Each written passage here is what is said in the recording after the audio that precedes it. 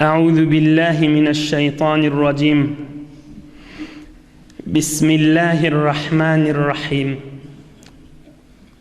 ياسين والقرآن الحكيم. ياسين برمعناثي يا إنسان، أي إنسان. رسول الله عليه السلام أيديه برتفر علماءlar aydıptır. Yasin nidigi Habeşilerin diline ya insan nidigi deyiptir. Yasin ey insan Resulullah aleyhisselama aydılıyor. Bir tofarlar aydıptır. Yasin nidigi Yasin Muhammed diydige, ey Muhammed peygamber diydige. Bir neçe büyük ulamalar aydıptır. Yasin'in özü peygamberimizin adı deyiptir. Yasin Muhammed diydige. Yasin ey Muhammed diydige aleyhissalatu vesselam. Bir neçe ulamalar da aydiyar Yasin'in manasını Allah'dan başka bilyen bolmaz diyer. Ve ahirki bir neçe ulamalar da aydiyar ve kârrak ulamalar şuna aydiyar inni kaytçağımı. Yasin Allah bilen Muhammed Peygamber aleyhissalatu vesselam'ın arasında bir remz yer. Bir sir, bir esrar, bir sır ki onu Allah Teala Peygamberimize bildiriptir. Ve hiç insan onu düşünmeyer manasının nämediğini. Alif lam mim yanık. Alif lam ra yanık. Kaf ha ya ayn sad yanık. Ha mim ayn sin kaf yanık. Bir neçe yerde hamanı bir adam bir yerden geçecek bolsa kelime-i remz ubur aytmalı. Şu remz aydılmasa geçirilmeyer. Bir muhim yerlerde. Hen remz ayt değil ya. Bir iki neferin arasındaki bir zat ki başı hiç kim onu bilmeyer. On palan zat ya palan şımara deyse ha sen geçive değil ya. Remz da bir sirri bir zat. Ve Yasin Allah bilen Resulullah'ın arasında bir sir ki onu hiç kim bilmeyer diyer. Ve bir tofer ulamalar da bundan başka manaları verdiler. Bir manası ya insan molle. Yasin ey insan yani peygamberimize ait diyer. İnne manasını alıp deylin. Her yağdayda da her manada da olsa Yasin bir ayet Allah-u Zülcelal'ın kelami ve beyleki tamam ayetler yanık azamat, şeref ve mukaddeslik Allah-u Zülcelal'ın kelamıdır. Yasin ey Muhammed sallallahu aleyhi ve sellem, ey insan ki Resulullah olsun. Vel Kur'anil Hakim, hikmetten, ilimden dolu olan Kur'an menen and içen Hudaya diye. Hikmetten dolu olan Kur'an menen and içen inneke leminel murselin, sen Muhammed Allah'ın iveren bendelerinin birisin. Aleyhissalatu vesselam. Ala sıratim mustakim, ak yolun üstünne. Tenzil-el Azizir-Rahim, rahmetli ulu olan Allah'ın iveren Kur'an'ı. 6. mübarek ayet. Täsen korkudarsın yani kavmi Kureyş'ta. Ta korkudar yani kavmi ve şu zamanın adamları ma unzira abauhum fahum gafilun. Dedelerine, kakalarına şu vaxtlarda bir peygamber iyi verilmedi şolara. Olar gafil olup gezipler. İnni seni iyi verildi. Ama Allah Teala 7. ayette aytıyor. Ebu Cehil yanak adamlara ki peygamberimiz kan zahmet çekye bilagaytem kafirliği artya. Laqad haqqal qawlu ala aksarihim fahum la yu'minun. Şu yanındaki adamların köpsüne Allah'ın hükmü yürüydü, Allah'ın kefi yürüydü. Ey Resulullah, ola iman getirecek gelir diye. Onlara inni fikrin harap etip görme diye. Onlara zahmet çekip görme diye. Ebu Cehil yanaklara. Biz olan gerdellerine, boyullarına zıncır koyduk diye Huday Teala Ebu Cehil yanaklara aytiye. Fehiye ilel azqan, şu zıncırları eňeklerine degip duran ýaly fehum muqmahun zınjyr eňege degip dursa etegiň gözläp ýoluň gözläp bolmaýa ýokaryny gözläp durmaly bolýar.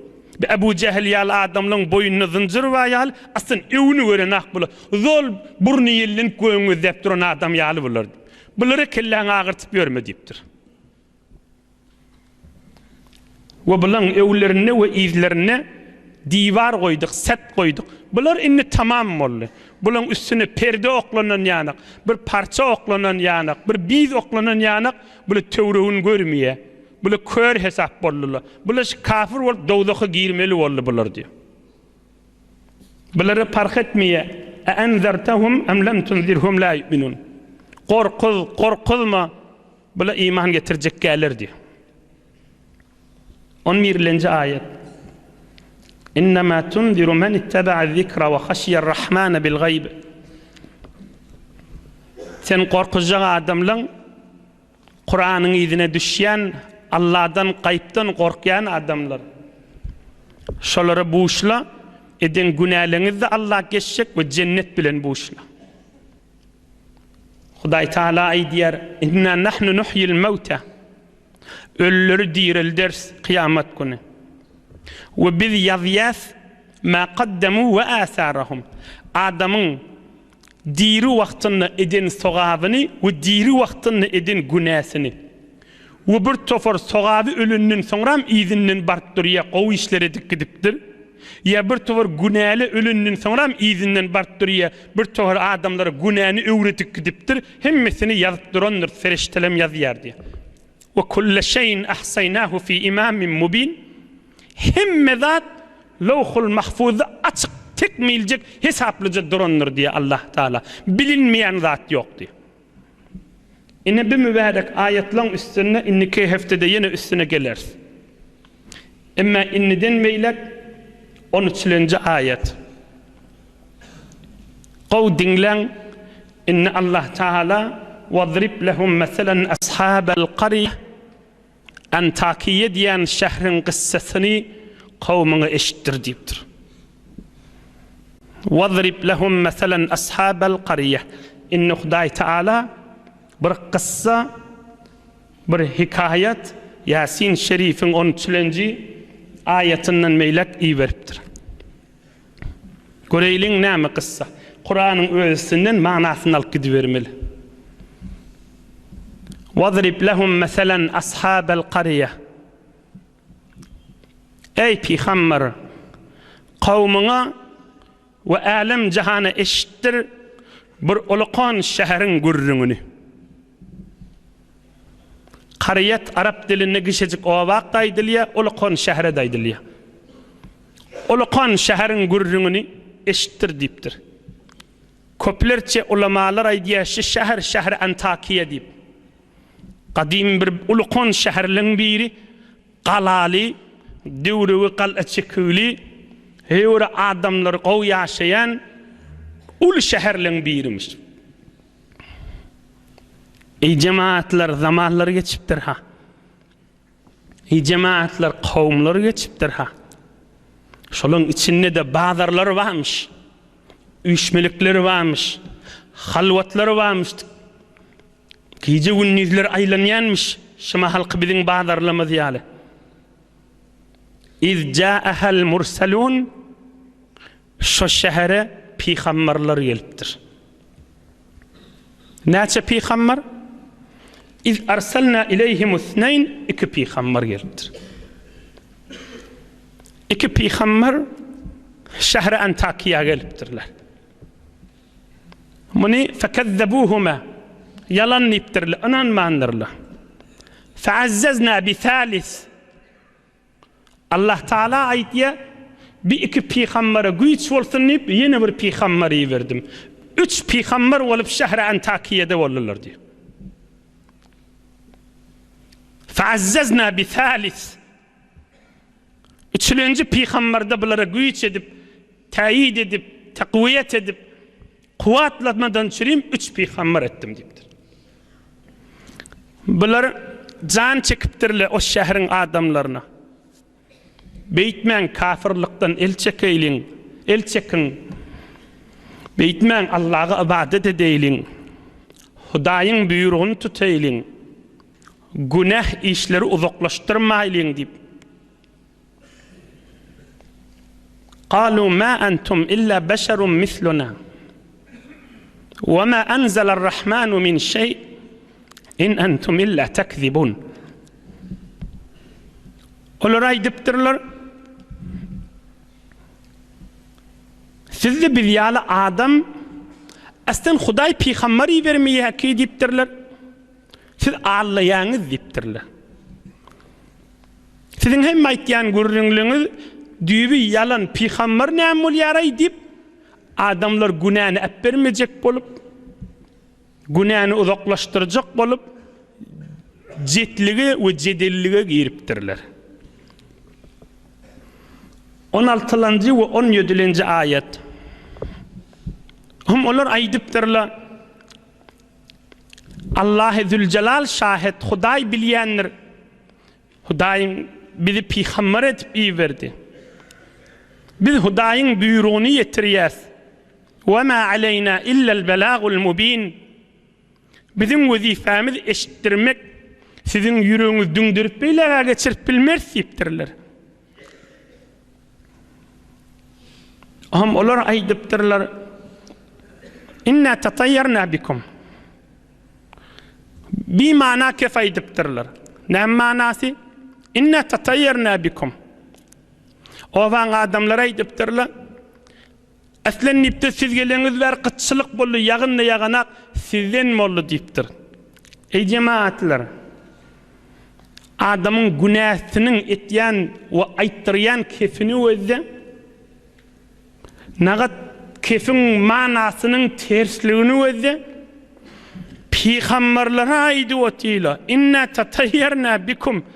Gownymyzy getirýär siz diýipdirler. Ey cemaat, adam Hudaýdan daş bolsa hakylynyň ýitýärligini özde. Allah-ı Zülcelal aýdýär şunu bize. Kafirlaň aýdan kefşi. Inna tatayyarna bikum. Gownymyzy getirýär siz diýipdirler. Aslen siz geleňizler ýagynda ýaganak şu oba diýipdirler. La in lam tantahu lanarjumannakum wa la yamassannakum minna azabun alim. Eger şu kefiniz koymasaňyz daşlap öldürür, hewerede azap görersiňiz bizden nip, ine bular zora wartdyrlar. Ohum peygamberler aýdypdyrlar, ta'irukum ma'akum a in zukkirtum bel antum qawmun musrifun. Peygamberler aýdypdyrlar, gowne getirjek bolsaňyz siz günahyňyzy gowne getirmelipdir. Etýän günahlyňyzy şu bolýan haram zatlary gowne getirmelipdir. Bibereketçilik etýän zada şu Hudaýdan daşlyk diýipdir. In zukkirtum size wagdaýdylypdy. Size düşündirilypdy. Ýene şikef aýtýaňyzmy siz diýipdirler peygamberler. Adamyň janyny ýakça kabikep. In zukkirtum size aýdylypdy, düşündirilypdy. Siz ýene şikef aýtýaňyzmy diýipdirler. Siz gaýtam peygamberlere gownymyzy getirýär diýip aýdypdyňyz. Siz edýän günahlyňyz Hudaý Taaladan daşlykmy bibereketçilik getirýär diýipdirler. Ine şeýt tuqaly bir gurrun düşüpdir. 20-nji aýa. Ve jaa min aqsal madinati rajulun yas'a. Qala ya qawmi ittabi'ul mursalin. Şeýt gurrun tuqalar şu Antakiya diýen şähriň içinde bir musulman adam varmış. Özü täze musulman bolupdyr. Özü de täze musulman bolupdyr. Özü de täze musulman bolupdyr. Ilgap yortup jany bilen gelipdir. Görse owan adamlar bir tarap, üç peygamber bir tarap bulaşık gurrunu etip duran. Peygamberler belli oluyor gurrun ahira barıptır. Neçe vakt böyle zahmet çekiptirler, netice almandırlar. Anırdaki Müslüman gelip, dövüşüp, haşlap, geliptir. Kale ya kavmi tebi'ul murselin. Can ova daşlam deyiptir. Can kavmim deyiptir. Peygamberlerin izine tüşeyleyin deyiptir. Şular sizden kirey dilanak deyiptir. Şular sizden muzd padaş dilanaklar deyiptir. Öllerde ak yollu deyiptir. Şu ovan adamsının biri täze Müslüman bolun gelip peygamberler bir tarafta üç peygamber ovan adam bir tarafta ara gelip aytıptır. Ovan adamlar gıygırşıptır. Meger sen şunun izine düşýäňiz mi deyip. O ben näýdipdir? On adına Habib diýäler. Habib. O ben näýdipdir? Ol Habib aýdypdyr. وَمَا لِيَ لَا أَعْبُدُ الَّذ۪ي فَطَرَنِي وَإِلَيْهِ تُرْجَعُونَ. Nem deyip men Hudaya ibadet etmeyin deyipdir. Meni yaradan Allah deyipdir. وَمَا لِيَ لَا أَعْبُدُ الَّذ۪ي فَطَرَنِي. Men nem deyip ibadet etmeyin Hudaya deyipdir. Meni yarattı deyipdir. وَإِلَيْهِ تُرْجَعُونَ. Siz de hemmeniz şoňa Hudaya gaşyn öwürlüp barjak deyipdir.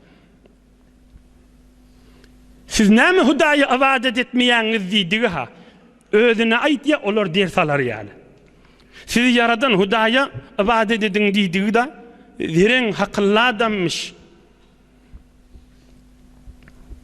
وَمَا لِيَ لَا أَعْبُدُ الَّذ۪ي فَطَرَنِي. Meni yaradan Hudaýa ibadet etmeýän näme diýipdir? Ol adam ýene kepläpdir. Şu aradaky Müslüman şol owaly adam. أَتَّخِذُ مِنْ دُونِهِ آلِهَةً. Men Hudaýdan maşşa bir Hudaý tutunsam diýipdir. Bir sizin agaçlaryňyza, daşlaryňyza Hudaý diýsem diýipdir. Allah da maňa azap berse şolaň elinden näme geljek diýipdir. İnni izel lefî zalalin mubin. Men Hudaýa Hudaý diýmesem, Rabbul Alamine sığınmasam diýipdir. Onu men görnüp duran azaşdygym bolar da diýipdir. İnni amantu bi rabbikum fasma'un. Oham aýdypdyr. Ey owamyň adamlar diýipdir. Men Hudaýa iman getirýän, Allahu Rabbul Alamine iman getirýän gowjy eştin diýipdir. Ene şu tagaçly bir owadaşyň aýdan kefe boldy.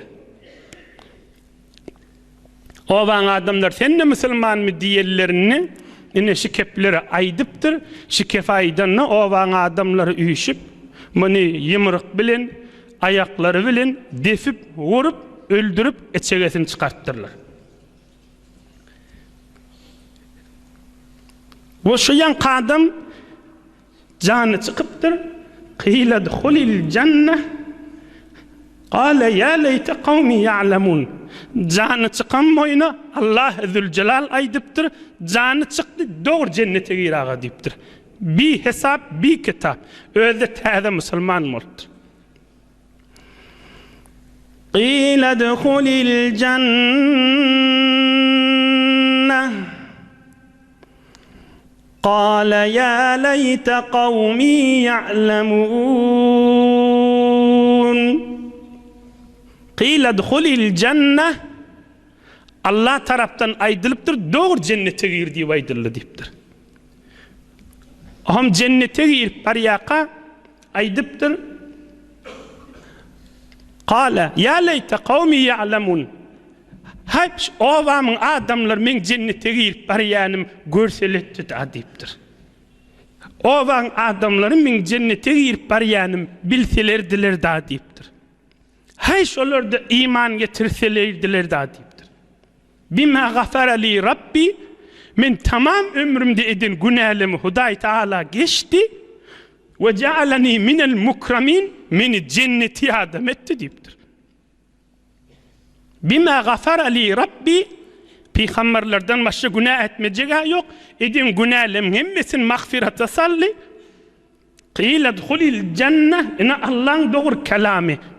Sen doğru cennete gir diye aytdı Hudaý Taala. Ya leyte kavmi ya'lemun. O vamın adamlar bilsetdi da men cennete var yanım deyipdir. Şol adam aytsa makamrak mı ya yaradan Allah aytsa makamrak. Şol adam öwürlüp aytsa şayet biz ayttık ay jindir, ay şeytandır, ay periştedir, ay arhawdır, şayet çoň agdyna bir ökünýän bolsun nejek. Emma yaradan Allah aýdýa şükürlüňler boldy diýip. Emma yaradan Allah aýdýa şükürlüňler boldy diýip. Emma yaradan Allahu Rabbul Alamin aýdýa şükürlüňler boldy. On cennete salyk o da şey diýdi diýip. Hudaý Taala yine iki ayet kaldı. وَمَا أَنْزَلْنَا عَلَى قَوْمِهِ مِنْ بَعْدِهِ مِنْ جُنْدٍ مِنَ السَّمَاءِ وَمَا كُنَّا مُنْزِلِينَ. Hudaý Taala diye ona öldürdüler diye. İnni bir adamlara azap inecekti. Tamam boldu inni. Allah'ın beren muhletinin kadrını bilmediler. Hudaýyň beren fursatının wagtynyň kadrını bilmediler. Hudaý Taala aýdýar: "Wa ma anzalna ala qaumihi min ba'dihi min jundin minas sama." Hudaý Taala aýdýar: "Şol adamy öldürüllerinden soňra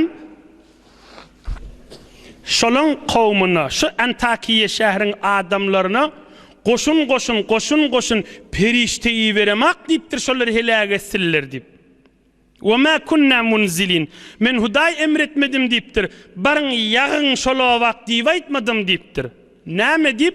O ulukon şähere perişteleri bermek gerekkä diýipdir. Birji periştäni şolar öldürdik iýerdim diýipdir. İn kanat illa sayhatan wahida feidahum khamidun. Feriştelerin birine aýtdym diýipdir. Şu owaň derwazasynyň gapsynyň maryny barda bir gygyrdyga temmesi öler diýdim diýipdir. Ejiji adam da. Onu goşun perişteyi vermedim diýipdir. İn kanat illa sayhatan wahida. Ferişte gelakana şu owaň başyny bir ses edipdir. Feidahum khamidun. Eşten adam doňup ýykylaýanmışdy. Khamidun nidi? Sessiz gally diýdi. Bir saniye değil, bir ses bilen şehirde bir dir adam kalmanırdı. Öyle salım hemmek ölü yatamıştık da. İn kanat illa sayhatan wahida. Birce ses bilen nedir? Fe izâ hum hamidun. Yani gürlep duran, harlap duran, kıygırıp duran, gülüp duran, keplep duran, sayrap duran adamla hemmesi dımdırık bolup ölü yattılar deyiptir. İn kanat illa sayhatan wahida. Birce ses deyiptir. Bay aylap kıygırma däl deyiptir. Ferişte birce ses etti deyiptir. O näzire ses edenini Allah bilýär. Bir rivayatta ferişte gelakana derwazy şäher we şäheriň gafsatçylygy. Şoň iki tarafyny söýegine ýaplanakana ses edipdir. Şäheriň içindäki adamny şodurşyny ýyklypdyrdy. Şu ses eşitende ýöne ýyklaýanmamyl, ýüregi ýarylyp. Şu sesiň aýlyňjygyny, şu sesiň howlnakdygyny götürüp bilmändir. Allah Taala näme diýär? Ýa okuyan aýatim ýene mana edin. Wa ma anzalna ala qaumihi min ba'dihi min jundin minas sama. Olar helak etmeden çirim goşun perişti beremek diýipdir. Birje ses bilen helak boldy diýipdir. In kanat illa sayhatan wahida. Bir ses etdi ferişte hemmesi ölüp ýatdylar diýipdir. Fursat, muhlet, ol wagtyky Allah olary berdi, on kadryny bilmediler diýipdir. İne ştagatçely ma'nalar bolly Yasin şerifiň destlapky ayetlerini. İnşallah inniki hefte ýene bir mübarek ayetlerin derslerinin manalaryny hyzmatyňyza ýetirer. Allah Taala hemmäňizi iman baýlykda ýaşamak nygmatyndan aýyrmasyn inşallah.